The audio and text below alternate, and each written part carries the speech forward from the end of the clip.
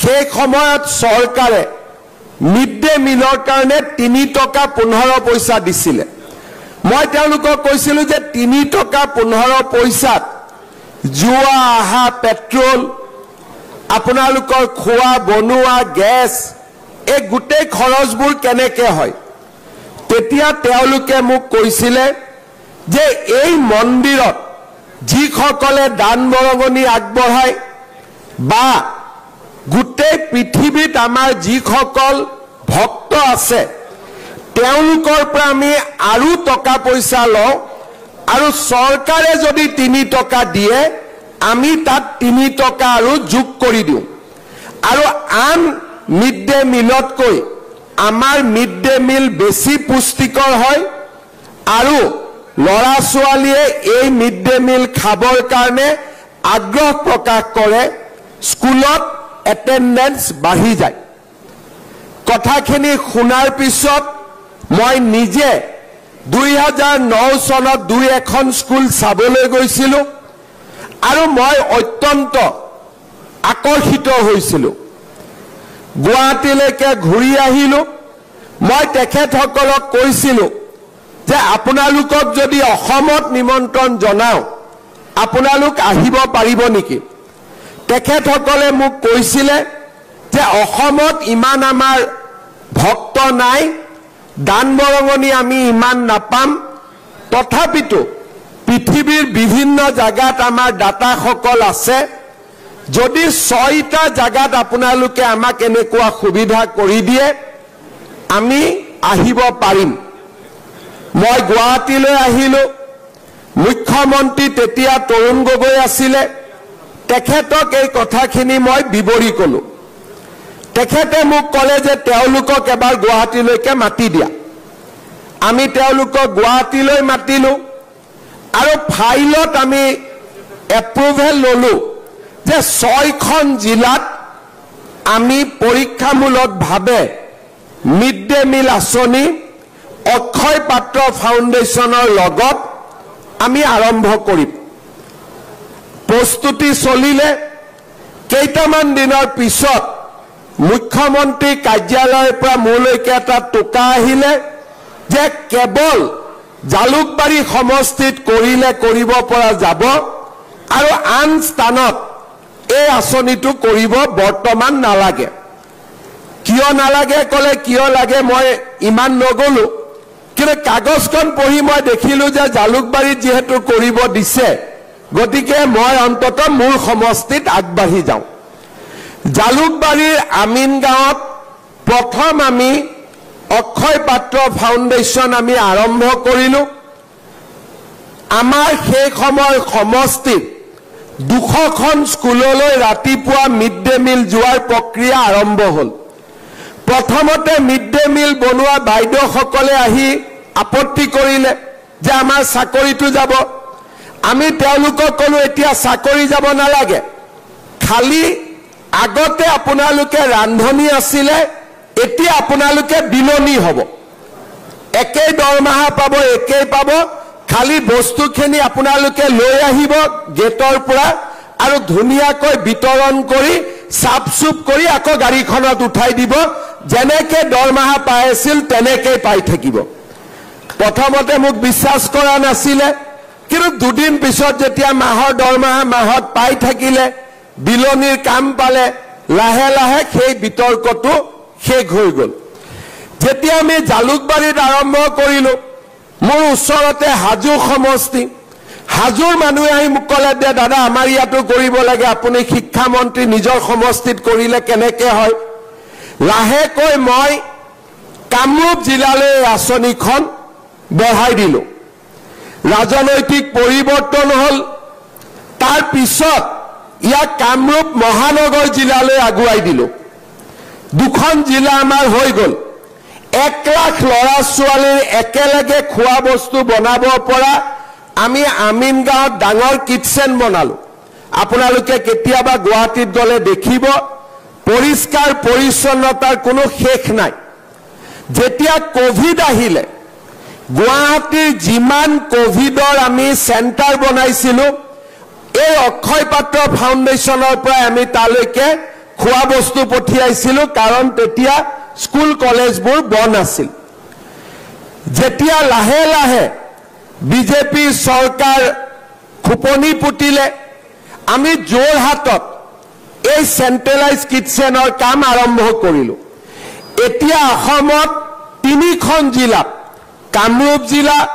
কামৰূপ মহানগৰ জিলা আৰু যোৰহাট জিলাত এই আঁচনিটো আৰম্ভ হ'ল কিন্তু মোৰ মনত লাগি আছিল যে 6খন আমি কৰিব লাগে যোৱা বছৰ আমি মাজুলীত কিটচেন বনোৱাৰ কাম আমি আৰম্ভ কৰিলো আৰু এইবাৰ অলপ সাহস কৰি আমি নলবাৰী জিলা তেজপুৰ জিলা ডিব্ৰুগড় জিলা আৰু লখিমপুৰ জিলাত এই আমি কিটচেনৰ জৰিয়তে মিড ডে মিল দিয়াৰ ব্যৱস্থা আৰম্ভ কৰাৰ বাবে আমি সিদ্ধান্ত ললো ৰাজ্য চৰকাৰে কিটচেনটো বনাই দিব আৰু হৰে কৃষ্ণ ফাউণ্ডেশ্যনে চৰকাৰে দিয়া টকাৰ ওপৰত অতিৰিক্তকৈ টকা দি তেওঁলোকে এই পাত্ৰ ফাউণ্ডেশ্যন আৰু ৰাজ্য চৰকাৰৰ সহযোগত মিড ডে মিল আঁচনি যোগান ধৰিব আমাৰ এলপি স্কুলত চৰকাৰে 6 টকা 78 পইচা দিয়ে ইয়াৰ লগত অক্ষয় পাত্ৰই 5 টকা 72 পইচা যোগ দিব এতিয়াৰ পৰা ডিব্ৰুগড় জিলাৰ গোটেই কেইটা সমষ্টিতে 6 টকা 78 পইচাৰ পৰিৱৰ্তে লৰা ছোৱালীয়ে 12 টকা 50 পইচাৰ প্ৰতিদিনে মিড ডে মিল খাবলৈ সক্ষম হ'ব তাৰ মানে খাদ্য পুষ্টিকৰ হ'ব আৰু গাড়ীখনতো ইয়াতে যিটো ইয়াৰ পৰা দুলিয়াজানলৈ লৈ যাব গোটেইটোৰ হট চেম্বাৰ থাকিব তাৰমানে যি গৰম ইয়াত আছে স্কুললৈ গৈ একেটা গৰমে গৰমে তাতে গৈ খোৱাখিনি পাবগৈ আৰু ইউপিত আপাৰ প্ৰাইমেৰীত আমি চৰকাৰে 10 টকা 70 পইচা দিওঁ হৰে কৃষ্ণ ফাউণ্ডেশ্যনে 2 টকা 33 পইচা দিব আৰু আপাৰ প্ৰাইমেৰীটো আমি 12 টকা 50 পইচাকৈ আমি লৰা ছোৱালীক প্ৰতিদিনে মিড ডে মিল আঁচনি দিবলৈ সক্ষম হ'ম ডিব্ৰুগড় জিলাত কোনোবা ব্যক্তিয়ে যদি ভাবে যে মোৰ আজি জন্মদিন মই টিংখঙৰ ছাত্ৰ ছাত্ৰীসকলক এটা ৰসগোল্লা পঠিয়াব খোজো খোৱাঙৰ লৰা ছোৱালীখিনিক মই অতিৰিক্ত কৰি আজি এটা মিঠাই খুৱাব খোজো পায়স খুৱাব খোজো ইয়াত আহি আপোনালোকে কৈ দিলে নতুন পইচাখিনি দিলে টিংখং আৰু খোৱাঙৰ প্ৰতিগৰাকী ছাত্ৰ ছাত্ৰীলৈকে অকণমান পায়স আপোনাৰ জন্মদিনৰ দিনাখন আমি পঠিয়াব পাৰিম বোলে মোৰ আজি মন আছে ডিব্ৰুগড় মেডিকেল কলেজৰ পেচেণ্টখিনিক ৰাজগড় এফআইউৰ পেচেণ্টখিনিক মোৰ জন্মদিনৰ দিনাখন মই খুৱাব খোজো ইয়াতে আহি কৈ দিলে আপোনালোকক অতিৰিক্তকৈ খোৱা বস্তু বনাই দিব আপোনালোকে গৈ তাতে খোৱা বস্তুখিনি পেচেণ্টসকলক খুৱাব পাৰিব আমাৰ গুৱাহাটী মেডিকেল কলেজত কোনে দিছে কি কৰিছে মই নকওঁ সেইখিনি ৰাজনৈতিক হ'ব গুৱাহাটী মেডিকেল কলেজৰ পেচেণ্টৰ এটেণ্ডেন্স সকলৰ বাবেও আমাৰ অক্ষয় পাত্ৰই প্ৰতিদিনে খোৱা বস্তু বনাই দিয়া আৰু তাতে গৈ বিতৰণ কৰা হয় অৰ্থাৎ যিসকলে মানৱ সেৱা কৰিব খোজে তেওঁলোকৰ বাবেও ইয়াত এটা নতুন ৰাস্তা মুকলি হয় আৰু তাৰ লগত চৰকাৰে ইয়াত সহায় কৰা নাই কিন্তু নিজা কৰি অক্ষয় পাত্ৰ ফাউণ্ডেশ্যনে সুন্দৰ মন্দিৰ এটাও নিৰ্মাণ কৰিব য'ত নেকি চৰকাৰৰ পুঁজি নাই তেওঁলোকৰ নিজে চেষ্টা কৰিব আৰু কৃষ্ণ ভক্তিৰ বাবে খোৱাং আৰু টিংখঙৰ ৰাইজে নতুন সুন্দৰ মন্দিৰ এটাও বিচাৰি পাব এই হৰে কৃষ্ণ ফাউণ্ডেশ্যনে ত্ৰিপুৰাৰ জনজাতীয় অঞ্চলত স্কুল চলাই তাৰ পৰা জনজাতীয় ল'ৰাবিলাকক লৈ আহি পঢ়া শুনা কৰোৱাই আৰু অসমতো মধ্যাহ্ন ভোজনৰ উপৰিও আৰু বহুতো সমাজ সেৱাৰ কামত তেওঁলোকে নিজক জড়িত কৰি ৰাখিছে 2008 চনত মই দেখা এটা সপোন আজি 2025ত পূৰণ কৰিবলৈ মই সক্ষম হলো আৰু কেৱল ভগৱানৰ আশীৰ্বাদৰ বাবে আজি এই আঁচনিটো অসমৰ জিলাৰ পৰা জিলালৈ আমি লৈ যাব পাৰিছো শ্ৰদ্ধা ৰাইজ আমাৰ চৰকাৰখনে এনেকৈ য'ত যেনেকে আমি ৰাস্তা দেখা পাওঁ আমি ৰাইজক সহায় কৰাৰ বাবে চেষ্টা কৰোঁ কেতিয়াবা 108 এম্বুলেন্স সেৱা কেতিয়াবা টাটাৰ লগত লগ লাগি কেন্সাৰ হস্পিটাল হৰে কৃষ্ণ ফাউণ্ডেশ্যনৰ লগত লগ লাগি মিড ডে মিল কিটচেন য'ত যেনেকে চৰকাৰী আঁচনিৰ উপৰিও ভাৰতৰ বেচৰকাৰী সমাজসেৱী সংগঠনবিলাকক আমি অসমৰ মাটিলৈ লৈ আহি আমি তেখেতসকলৰ জৰিয়তেও ৰাইজক সেৱা কৰাৰ বাবে আমি চেষ্টা কৰিছো শ্ৰদ্ধা ৰাইজ মোৰ মনত সপোন আছে যে পৰ্যায়ক্ৰমে আমি এনেকে আগবাঢ়ি গৈ অসমত যদি 35 লাখ ষ্টুডেণ্টক আমি এই মিড ডে মিলৰ সুবিধা দিব পাৰোঁ আৰু তাৰ পিছত লাহেকৈ আমি যদি স্কুলবিলাকত এটা ব্ৰেকফাষ্ট এটাও আৰম্ভ কৰিব পাৰোঁ চাহ বাগিচাই হওক বা আন অঞ্চলতে হওক ৰাতিপুৱা স্কুলত অহাৰ লগে লগে কিবা অলপ বিস্কুট চাহ আৰু দুপৰীয়া খোৱা দুখীয়া ল'ৰা ছোৱালীৰ স্কুলত অহাৰ সংখ্যা বহু গুণে বাঢ়ি যাব ড্ৰপ আউট কমি যাব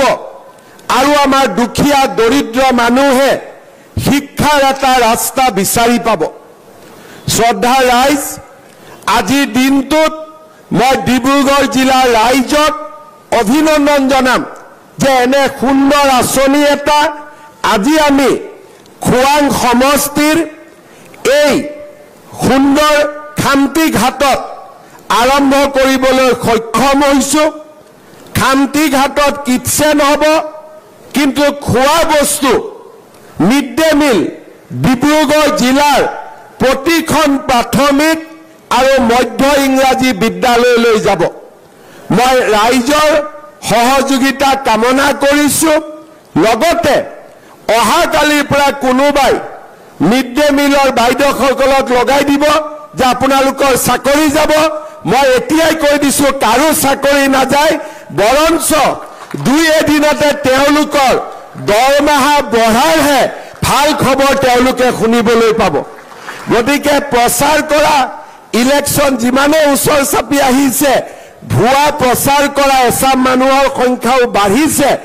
ইয়াতে যিহেতু আমাৰ গাঁও পঞ্চায়ত বুথ কমিটি সকলোৰে ৰাইজ উপস্থিত আছে সকলোৱে যাতে সকলো কথা ৰাইজক সুন্দৰভাৱে প্ৰকাশ আৰু প্ৰচাৰ কৰিব পাৰে তাৰ বাবে এই গোটেই আঁচনিটোৰ বিষয়ে মই অলপ সময় লৈ ৰাইজক বুজাই দিবলৈ চেষ্টা কৰিছো শ্ৰদ্ধা ৰাইজ আমি ডিব্ৰুগড় জিলা আৰু ডিব্ৰুগড়ক অসমৰ দ্বিতীয় ৰাজধানী হিচাপে আগবঢ়াই লৈ যাবৰ বাবে প্ৰয়াস আৰু প্ৰচেষ্টা কৰিছো যোৱাকালি ডিব্ৰুগড় চহৰত নতুন এখন সিটি হস্পিটাল নিৰ্মাণৰ বাবে আমি 206 কোটি টকা মঞ্জুৰি কৰিছো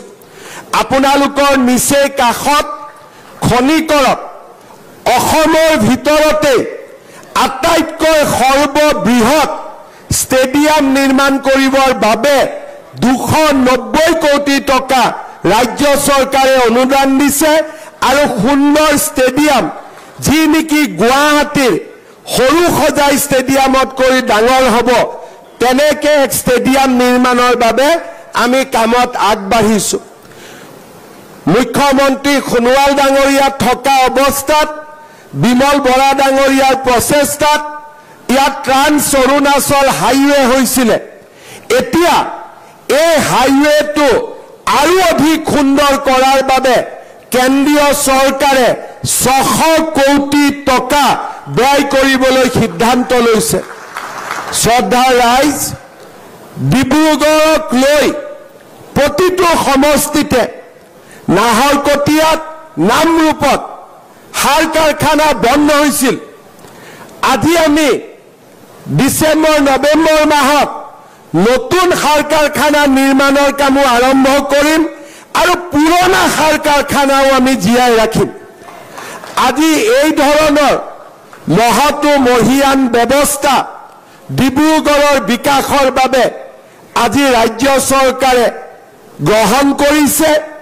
আৰু অনাগত দিনত এনে বহু আঁচনি আপোনালোকে লাভ কৰিবলৈ সক্ষম হ'ব। আমাৰ ইয়াতে আজি বুথৰ সভাপতিসকল উপস্থিত আছে, পঞ্চায়তৰ বিজয়ী বিজিত প্ৰাৰ্থীসকল উপস্থিত আছে। মই 4টা চৰকাৰী আঁচনিৰ ওপৰত আপোনালোকৰ সহযোগিতা কামনা কৰিম। আপোনালোকে জানে যে অৰুণোদয় 3 আঁচনিৰ ডিজিটাইজেশ্যনৰ প্ৰক্ৰিয়া সম্পূৰ্ণ হৈছে, কিন্তু প্ৰত্যেকটো সমষ্টিতে অৰুণোদয় 2 পাই থকা কিছু জেনুইন লোক 3 আঁচনিৰ পৰা বাদ পৰিছে। দ্বিতীয়তে, আমাৰ হাতত প্ৰত্যেকটো সমষ্টিতে কিছু দিব পৰা হিতাধিকাৰীৰ সংখ্যা ৰৈ গৈছে। আমি যাতে নতুন অৰুণোদয় অতি সোনকালে আৰম্ভ কৰিব পাৰোঁ, মই ডিব্ৰুগড়ৰ বিধায়কসকল আৰু আমাৰ কাৰ্যকৰ্তাসকলৰ সহযোগিতা বিচাৰিছোঁ, যাতে 30 জুনৰ ভিতৰত আমি অৰুণোদয় প্ৰক্ৰিয়া সম্পূৰ্ণ কৰিব পাৰোঁ। মুখ্যমন্ত্ৰীৰ মহিলা উদ্যমিতাৰ আমি ইতিমধ্যে তালিকা প্ৰকাশ কৰিছোঁ, কোন মাহত কোন সমষ্টিত আমি এই ধন আমি বিতৰণ কৰিম। 30 জুনৰ আগতে কোনোবা যদি পাবলগীয়া মহিলাৰ নাম এই আঁচনিৰ পৰা বাদ পৰিছে, বিধায়কসকলৰ জৰিয়তে এই নামো আগবঢ়াই দিবলৈ অনুৰোধ কৰিম, কাৰণ আগষ্ট মাহৰ পৰা জানুৱাৰী মাহলৈ আমি নিৰন্তৰ 125টা সমষ্টিত এই আঁচনিৰ ধন বিতৰণ কৰিম। 30 জুনৰ পিছত তাক আৰু আমি ঠিক কৰাৰ বাবে সুবিধা নাথাকিব। CM ট্ৰিপলে মুখ্যমন্ত্ৰীৰ আত্মনিৰ্ভৰ অভিযানৰো হিতাধিকাৰী নিৰ্মাণৰ কাম বা যোগ্য যুৱকৰ নাম 30 জুনৰ ভিতৰত শেষ কৰিবৰ বাবে মই আমাৰ বিধায়ক আৰু পঞ্চায়ত বা আমাৰ কাৰ্যকৰ্তাসকলক অনুৰোধ কৰিম। ঠিক তেনেধৰণে আমাৰ চৰকাৰে লোৱা প্ৰত্যেকটো আঁচনি আমি যাতে জুনৰ ভিতৰত সম্পূৰ্ণভাৱে জিলা পৰ্যায়ৰ পৰা ইয়াৰ কাম শেষ কৰিব পাৰোঁ, তাৰ বাবে মই আপোনালোকৰ সহযোগিতা বিচাৰিম, যাতে এই কেইটামান দিন আমি খুব সিনচিয়াৰলি চৰকাৰী আঁচনি কেইটাৰ কাম আমি সমাপ্ত কৰিব পাৰোঁ। কাৰণ অসমৰ ৰাইজে আশা কৰিছে যে যোৱা 4টা বছৰত আমি যিমানবিলাক ঘোষণা কৰিলোঁ, প্ৰত্যেকটো ঘোষণাত আমি যাতে বিধানসভা নিৰ্বাচনৰ আগতে বাস্তৱত ৰূপায়ণ কৰিব পাৰোঁ। চৰকাৰী বিষয়াসকলৰ দ্বাৰাই এই সকলোবোৰ কাম কৰা সম্ভৱ নহয়, কাৰণ মই দেখা পাইছোঁ অৰুণোদয়ত 40 লাখ, মহিলা উদ্যমিতাত 33 লাখ, মুখ্যমন্ত্ৰীৰ আত্মনিৰ্ভৰ অভিযানত 1 লাখ, চৰকাৰী চাকৰি 60,000, প্ৰায় অহা 6 মাহৰ ভিতৰত আমি 1 কোটি পৰিয়ালৰ ওচৰত যাব লাগিব। চৰকাৰী আঁচনি 1 কোটি পৰিয়ালক স্পৰ্শ কৰিব। এনে এক বিশাল কাম কেৱল মাত্ৰ চৰকাৰী বিষয়াসকলে কৰা সম্ভৱ নহয় সকলোৱে এই আঁচনিত সহযোগিতা কৰিব লাগিব ইলেকশ্যনত জিকাজনেও কৰিব লাগিব ইলেকশ্যনত হাৰাজনেও কৰিব লাগিব আৰু সকলোৱে মিলি চৰকাৰৰ প্ৰতিটো আঁচনি জনসাধাৰণৰ মাজলৈ আমি নৱেম্বৰ ডিচেম্বৰ মাহৰ ভিতৰত লৈ যাব লাগিব মই আপোনালোকৰ সহযোগিতা কামনা কৰিছো ইয়াৰ উপৰিও চাহ বাগিচাৰ শ্ৰমিকসকলৰ বাবেও এটিকলি দুটিপাত আন এক আঁচনিও আমি আৰম্ভ কৰিছো তাৰো হিতাধিকাৰী 30 জুনৰ ভিতৰত আমি নিৰ্বাচন কৰি শেষ কৰিব লাগিব আৰু সেইবাবে মই সকলো ৰাইজৰ বিশেষকৈ খোৱাং আৰু টিংখং সমষ্টিৰ কাৰ্যকৰ্তাসকলৰ জনগণৰ সহায় আৰু সহযোগিতা কামনা কৰিছো অহা 4-5 মাহত ৰাইজৰ মাজলৈ যিমানবিলাক আঁচনি আহিব এই আঁচনিসমূহৰ একোটা মেছেজ থাকিব মেট্ৰিকৰ কেণ্ডিডেট বিলাকৰ কাৰণে মাহত 300 টকা আহিব চাউলৰ লগত দালি নিমখ তেলৰ দাম কমিব অৰুণোদয় আহিব মহিলা উদ্যমিতা আহিব এটিকলি দুটিপাত আহিব আত্মনিৰ্ভৰ অসম অভিযান হ'ব নতুন যুৱক যুৱতীয়ে চৰকাৰী চাকৰি হ'ব এক অদ্ভুত জনসেৱাৰ ব্যাপক আৰু বৃহৎ কাৰ্যসূচী 15 আগষ্টৰ পিছত আমাৰ ৰাজ্যত কেতিয়াও কোনেও নেদেখা এক বিশাল জনসাধাৰণক সেৱা কৰাৰ কাৰ্যসূচী আৰম্ভ হ'ব মই ৰাইজৰ সহযোগিতা বিচাৰিম আৰু সকলো ৰাইজৰ সহযোগিতাৰে প্ৰতিগৰাকী দুখীয়া দৰিদ্ৰ আৰু মধ্যবিত্ত ৰাইজক আমি যাতে সেৱা কৰিব পাৰো তাৰ বাবে সকলোৱে অহা কেইটামান মাহত নিজক উৎসৰ্গিত কৰিব লাগিব পুনৰ এবাৰ আজিৰ এই সুন্দৰ অনুষ্ঠানটোৰ বাবে মই ৰাইজক ধন্যবাদ জনাইছো চক্ৰ গগৈ ডাঙৰীয়া আৰু বিমল বৰা ডাঙৰীয়াক অভিনন্দন জনাইছো আমাৰ মাজত উপস্থিত সন্মানীয় বিধায়ক তৰংগ গগৈ তেৰজ গোৱালা আৰু মন্ত্ৰী প্ৰশান্ত ফুকন ডাঙৰীয়াকো মই ধন্যবাদ আৰু কৃতজ্ঞতা জনাইছো ডিব্ৰুগড় লোকসভাৰ সাংসদ সৰ্বানন্দ সোণোৱাল ডাঙৰীয়াই নিজৰ বিশেষ ব্যস্ততাৰ মাজতো যোৱাকালি আৰু আজি আমাক যিখিনি সময় দিব পাৰিলে তাৰ বাবে